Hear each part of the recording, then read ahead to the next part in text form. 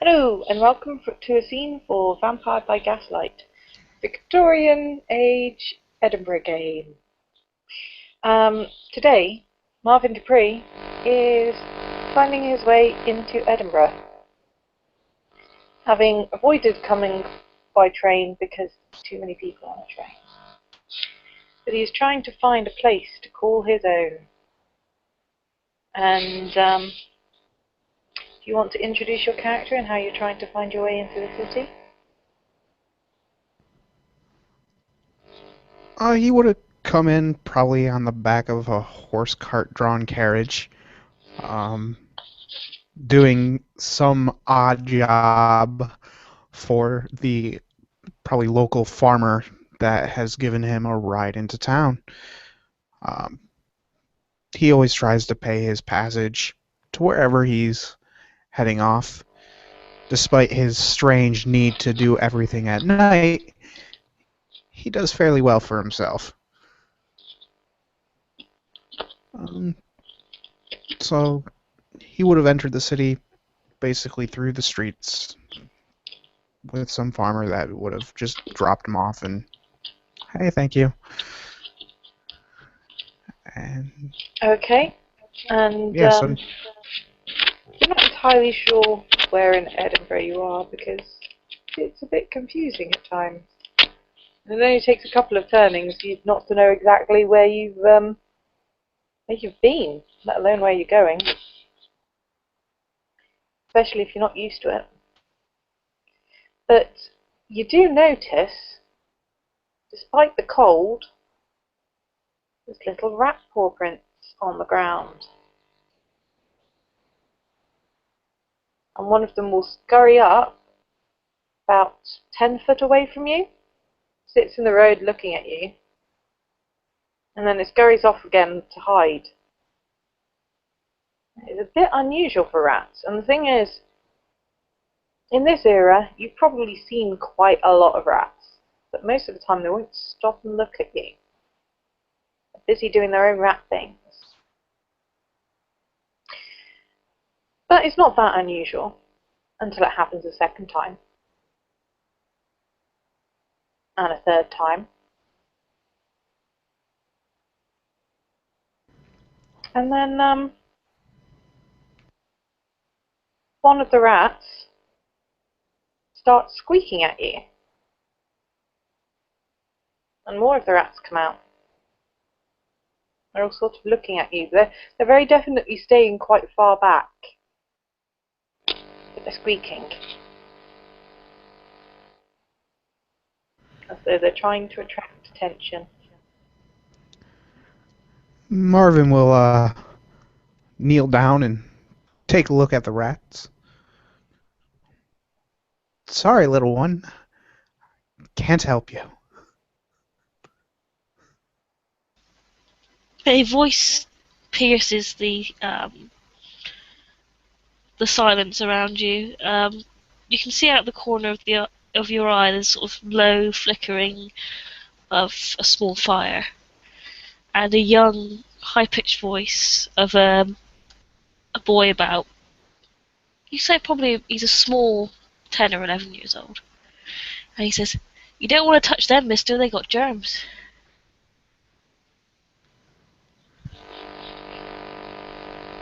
And Marvin will chuckle a little bit. Oh, trust me, I've been around quite a few germs, as you may call it. But I tend to stay in good health. Thanks for the warning, though. There's a small group of children, maybe about 3 or 4, and they're stood around a today I suppose it would be like a trash can fire, but they've made a fire out of nearby materials, and they seem to be working there. They're whittling things and taking things out of a sack and carving it and then placing it in another sack. It seems quite late for children to be out on the streets. Oddly late. Especially with the cold. They don't seem... The two girls are wrapped up really warm, and they're sort of stood in the doorway, in like a little archway, where they're out of the wind a little bit, but the boy seems... he's not so wrapped up, he doesn't seem bothered at all by the cold.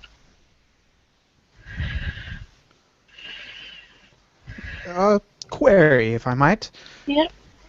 Any idea where I could find, not lodging per se, but someplace to get out of the sun when it comes up? Though I'm not one of money, I thought maybe you would know of some hidey holes in the city. He smirks at you and beckons you closer with a grubby finger.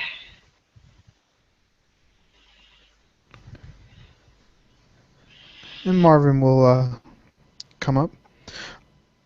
Of course, I realize information doesn't come free. I'd be willing to work for such thing.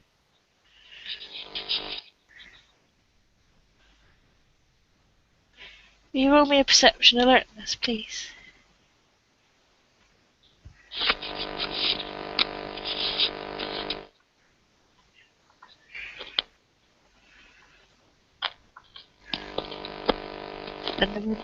That would be 5 dice with a speciality in careful, if that's relevant.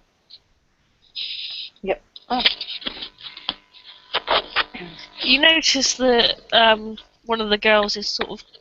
she's sizing you up. She's she looks like if you catch her sort of moving towards you, as if she was going to go and try and get closer to pickpocket you, but you see her and she stops. Goes back to what she's doing.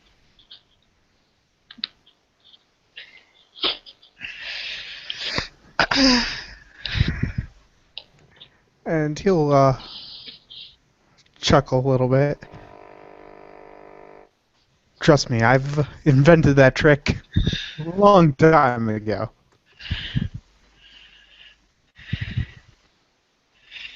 The boy smirks slightly and leans against the wall. Looks you up and down.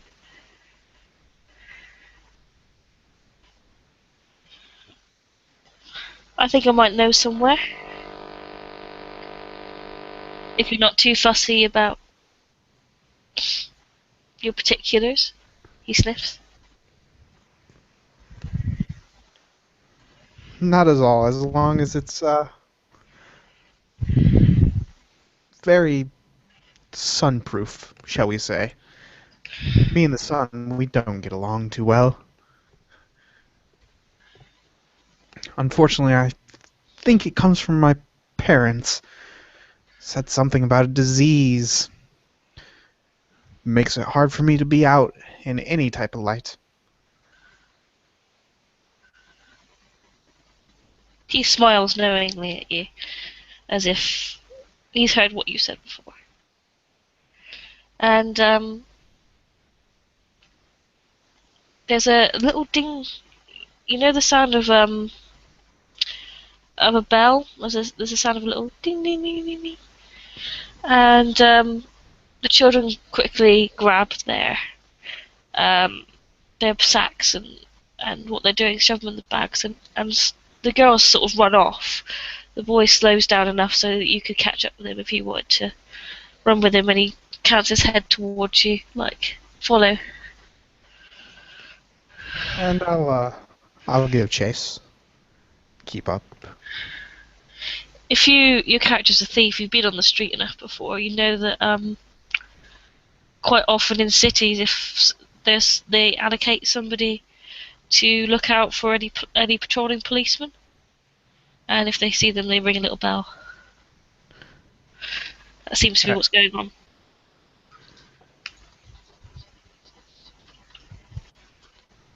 Excellent.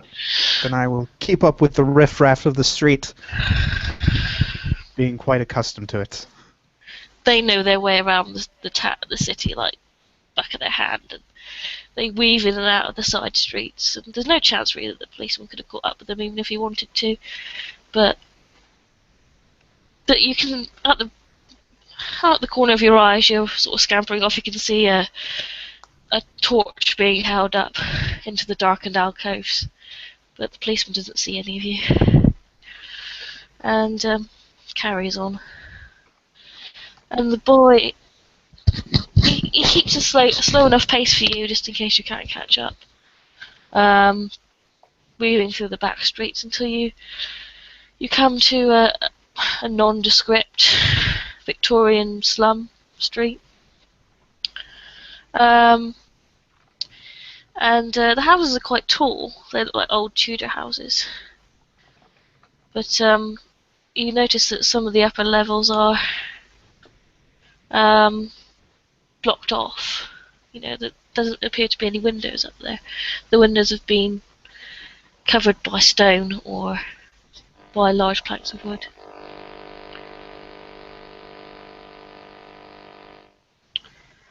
And the boy darts into one of the buildings and holds the door open for you, looking up and down the streets.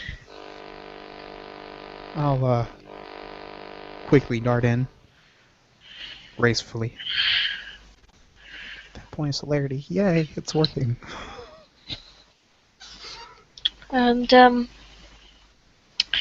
you go in, and it's an open room with a fireplace and a couple of cot beds, and a work table that just has sort of bits and pieces of tools and copper on it. And you hear sounds of footsteps on the stairs, and a young woman comes down, ducking underneath the ceiling a little, as it's quite low even for her. She's not particularly tall. She's got bright red hair, and she's wearing she's just a bit like a chimney sweep, like a waistcoat and tatty brown clothes and a little flat cap. And she smiles at you.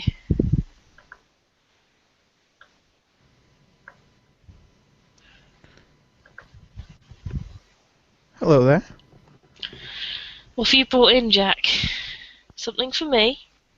She walks over to you and looks you up and down. The young lad smiles.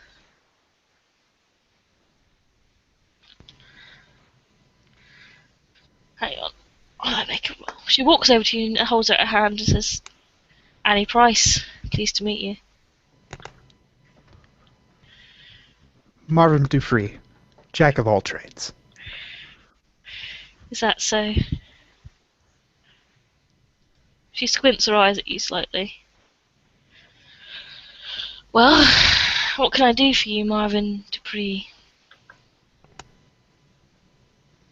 I was just following this young lad. He said he could find me lodging. Of course, I would work for it. Everything comes with a price. I bet you would. She grins slightly. Well, got some bed spare upstairs.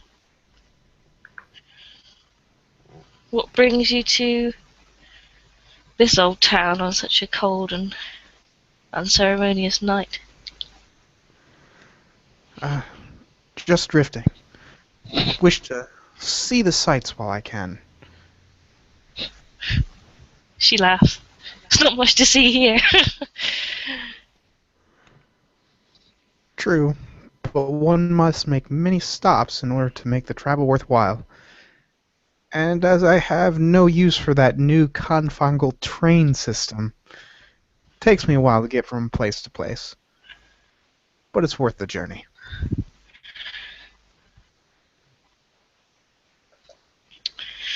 Fair enough. She sits down on the bench, and one of the girls is stirring a pot of stew. Help yourself to a bowl if you like. And he puts up a hand and shakes his head. Not my style. But thank you. She frowns. She doesn't frown in a sort of offended way, but as if she's trying to concentrate on something that's not really working out.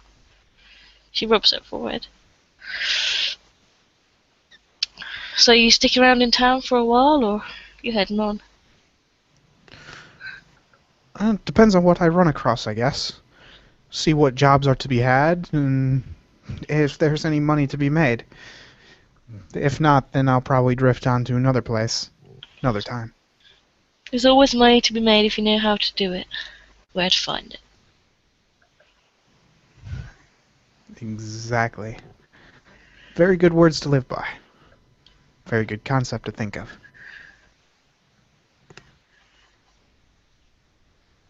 Now, what's the time? Oh, they won't. Where are the watches? Then she looks around. Jack he pulls up a floorboard and digs for the watches, and she picks up one of the, it's a bag of stolen watches quickly, and she grabs one of them and looks at it. She goes, "My eyes is at the time, children, but you better close the curtains, haven't you?"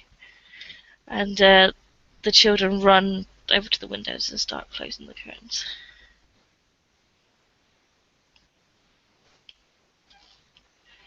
Almost feverishly, as if it's a routine, but it's still a routine that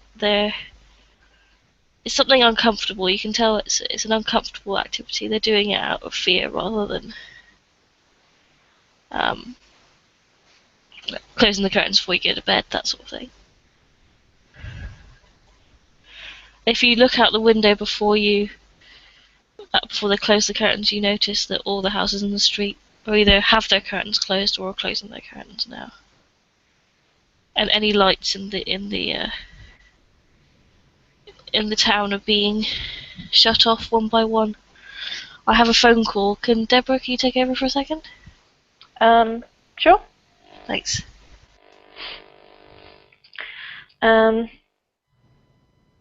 As the little kids are running around, Annie obviously has to go and sort out a few things. But the boy that brought you along, he'll take your hand and tug you towards the rooms upstairs. Marvin will follow, quirking a brow at the odd behavior, but letting it go as he is a guest. It is not his place to pry. And you can tell that it's really not the best place to live, but that you can also see that they're clearly doing the best that they can with the resources available. One of the girls is busily trying to sweep the floor upstairs. It's not doing much good because the dirt seems to be ingrained into the floorboards, but she's at least trying to get some of it away from where the beds are. You've got, like Lisa said, some cot-style beds, but there's also an awful lot of stuffed straw pallets. So basically, you get a big sack and you fill it with straw until it becomes firm enough but squishy enough for you to lie on. Very old style mattress,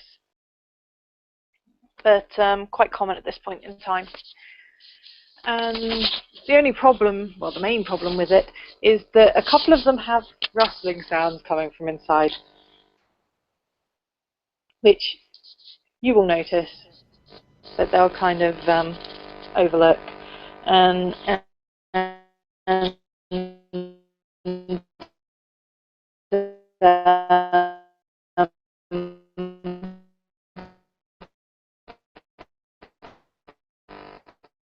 on the corner, and you may see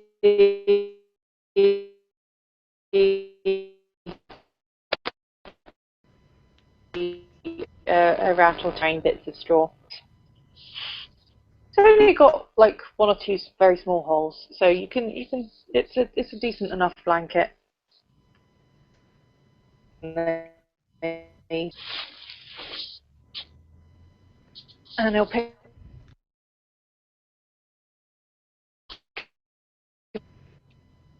a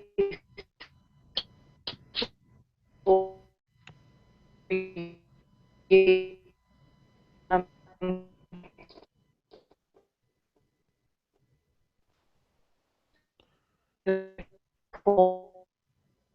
a bit of everything.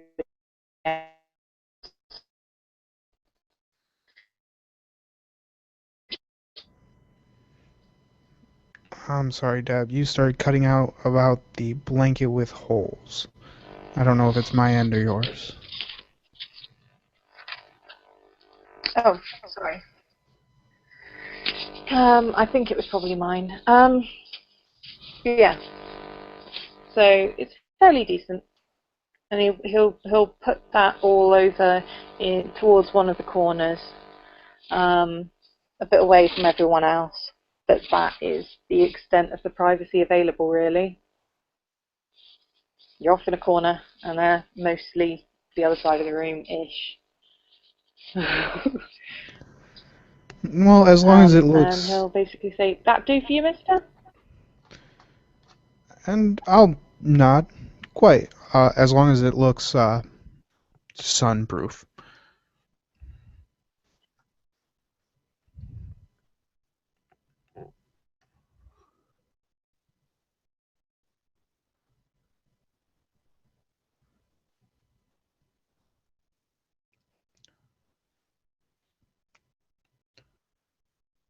So is there...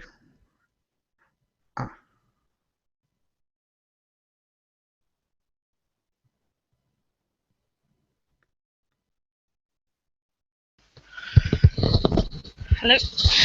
Hello. Sorry about that. No. Yeah, Your same. phone call and my internet connection decided to start playing up. Ali comes back downstairs. What have I missed? Oh, he's actually been taken upstairs, and the straw mattress that he's been given the use of Yeah. put towards one of the corners with a blanket that's only got like a few small holes in. It's fairly decent. Yeah, there's no natural light up here. All the windows, like I said, have been blocked off. So there's no risk of sunlight. Alright. That was really my only question. I said, yeah, that'd be perfect. After inspecting the room myself, giving it a quick once-over.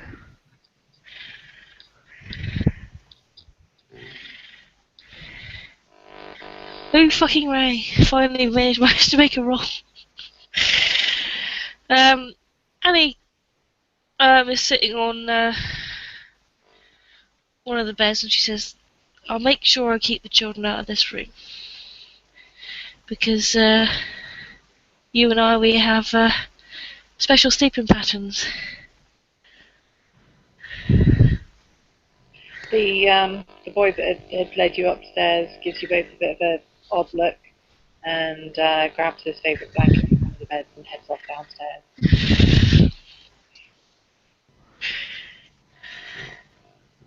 Yes, being light sensitive, I try to sleep during the day.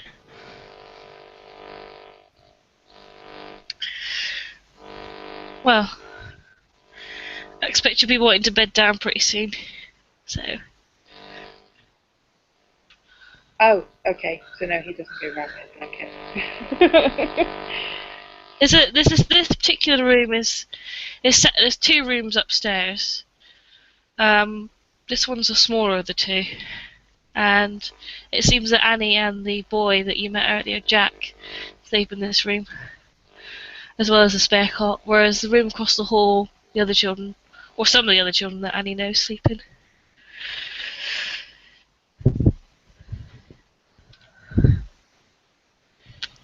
Excellent. He is sorted out with a place to sleep, but a rat is going to come up to Annie and it's holding a very small piece of wood. And this piece of wood is shaped like a crown. I'm just going to give that to Annie, because Annie will know that Dr. Thanatos, despite his title, not actually literate, can't actually read and write. She picks up the little crown and smirks at the rat. All right, okay. I'll take him out when you finished your rounds, Doctor. She whispers to the rat, for the rat to relay it to his master. Which he will probably run off to do.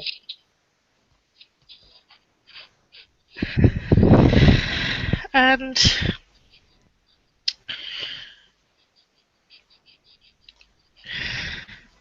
she walks back into the room and she says, "Seems like the boss wants to meet you." I am but of service. Lead the way, and I will join. One thing, and this is very important. You don't mention Jack to the boss. Marvin will nod. Well then, later. I'll say towards Jack as I get up and start heading with Annie. Annie ruffles Jack's hair slightly. And then follows out. I take it we're going to see the prince. Yes. It was more that Dr. Thanatos was reminding you that he probably should at some point. It would probably be an important thing to do. In which case, I won't go to the prince straight away. I'll go to the seneschal. Fair enough. Which you're going to have to play because I'm playing Annie. Fair enough.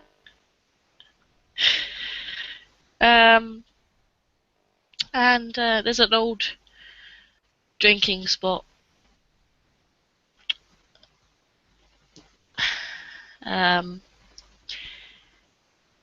Crown and Lion. That's a generic pub name.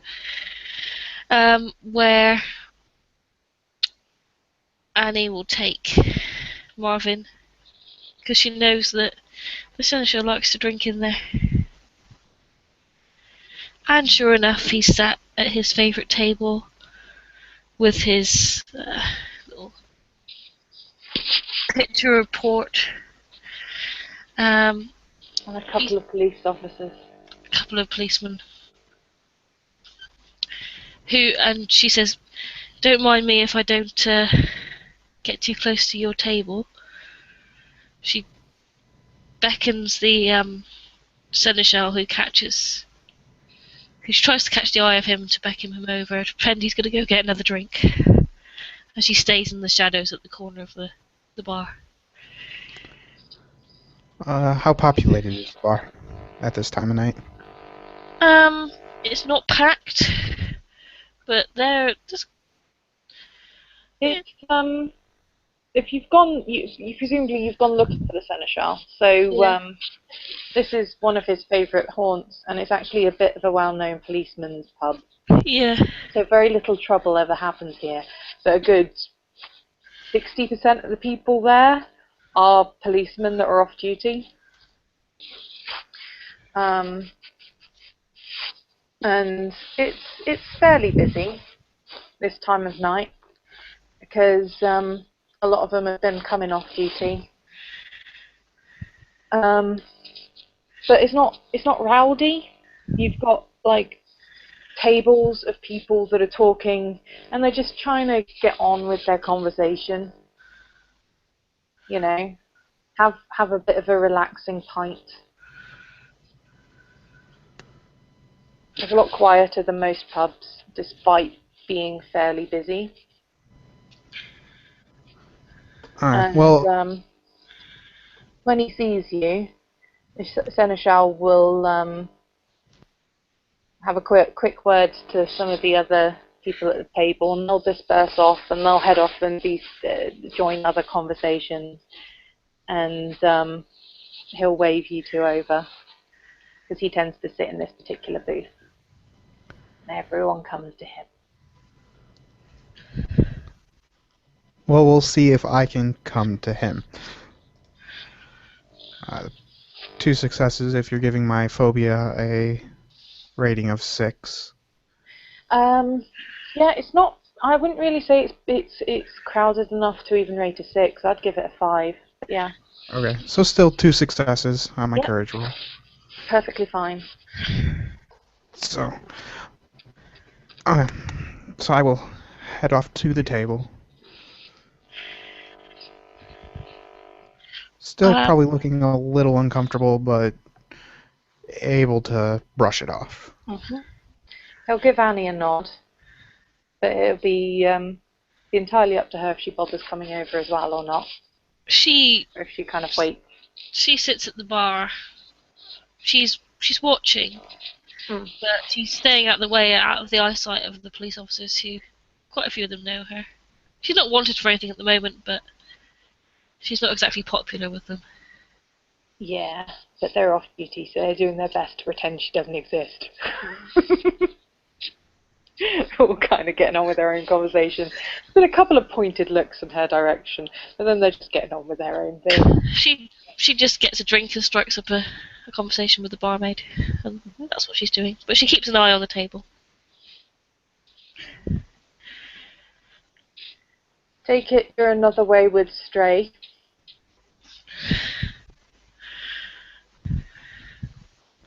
Yes, you could definitely put that way. And he does have a tendency for finding these people.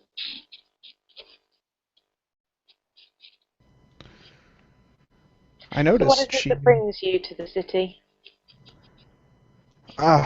Just passing through at the moment, trying to make a little bit of earnings before moving on to the next leg of my journey.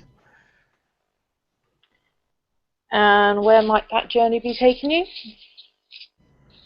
To see the sights of the world.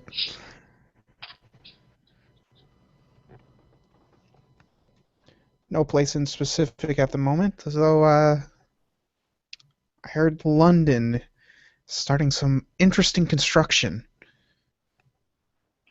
Certainly is. Goodness knows how much modernisation is going on down there. Never been much of a fan of London myself, but... And I cannot do a Scottish accent. But you would notice he is he's got a very strong Scottish accent. You can understand what he's saying, but he's very definitely Scottish, which is unusual in people as well dressed as he is, because most of them will try and get rid of their accents. Marvin will nod a little bit. At least downplay them as a bit of a lilt. Marvin will nod a little bit. Well, it's one of the many places I'd like to see.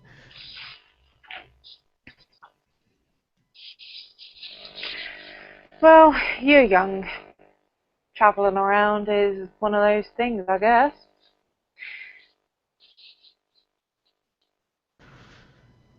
Yes, well, with the longer than normal life expectancy, gotta keep myself entertained somehow.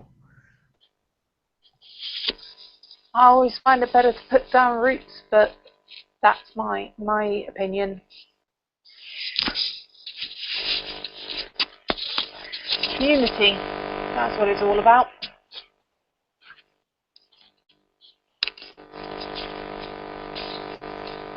But yeah, I just entered the city earlier tonight, and she picked me up. Well, and now I'm here. I did not know I would be finding the presence of others. It's a large city. Quite a lot less of us here than there are in London.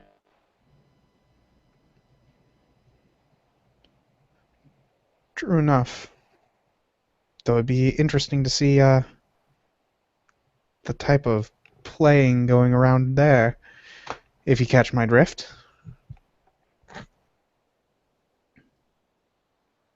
Lots of kinds of playing.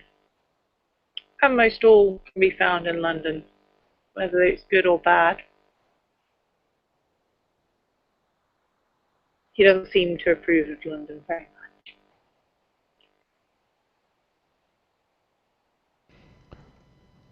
But anyway, as per the traditions, I'm trying to make my way around while I am here. Make myself at least known to the city. See if there are any odd jobs that need to be done. I'm value myself as a jack of all trades, have you? Well, I'll pass your information along if you happen to tell me your name and where you might be found. See if you can meet with the prince later this week. He'll not. Marvin DuPree. And for the moment, I'll be staying with Annie until He I makes a can. few notes in his notebook. Doesn't look like he's actually writing it out. It's just shorthand. You can't actually understand the scribbles in his notebook. It's like line, line, line, line, done.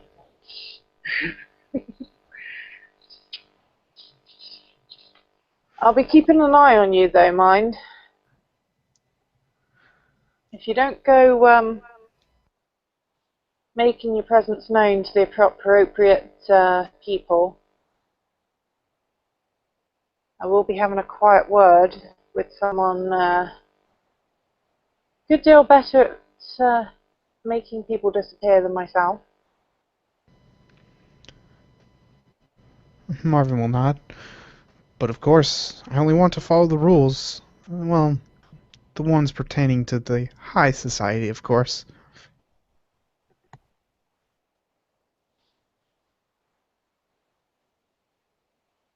Of course, I'm sure Annie won't go putting you on any bad tracks. But do your best to keep your nose clean in other areas as well. I'll definitely try my best. And hopefully I won't have to come up on your radar. Good, because if any of my boys go picking you up, I will not be too happy about having to make sure that you're relocated.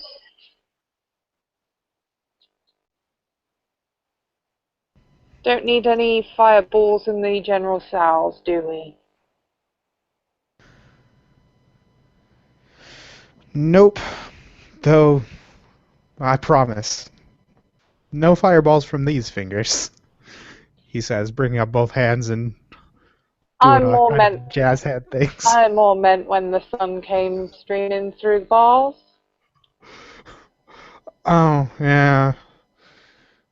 Wouldn't want to meet that end either. Like I said, I will not be too happy about having to relocate you if you get picked up by the laps.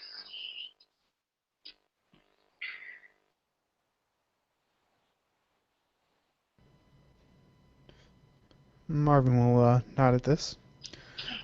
Well, if you have no more need at me, I'd like to take my leave. Crowds aren't my specialty or forte. You can tell he's a little antsy. Fine. Like I said, you've got a week. I'll keep an eye on you. If by the end of the week you haven't moved on or made yourself known to higher ups, then we'll be having another little word. Indeed. Will Annie be able to point me in the direction of the prince? Like I said, I'll pass the message along. He'll send someone along to Annie. Let her know when's a good time. I'm but at your disposal.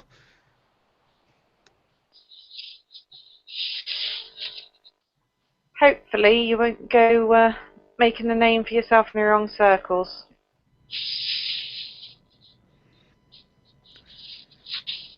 If you run into anyone else, let them know I said you got a week. Marvin will nod at this. Indeed, and thank you for the generous amount of time. Sometimes the prince can be a bit busy.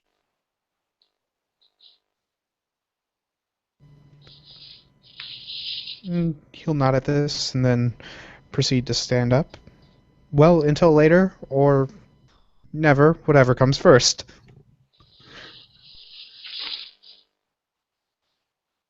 He'll give you a nod.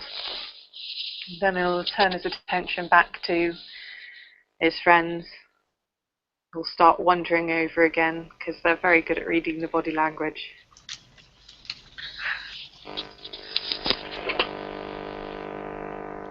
Annie's in the middle of telling a dirty joke. You can imagine for yourself how dirty the joke is. And those people around her, well, the bar staff around her are laughing, but the policemen look a bit stern. And Marvin will come up behind Annie. When you're done, I'll be outside. Okay. And she's laughing and she downs the rest of her drink. And walks out.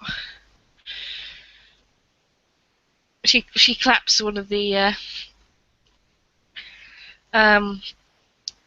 people on the shoulder as she goes past and winks at one of the police officers to their scowling.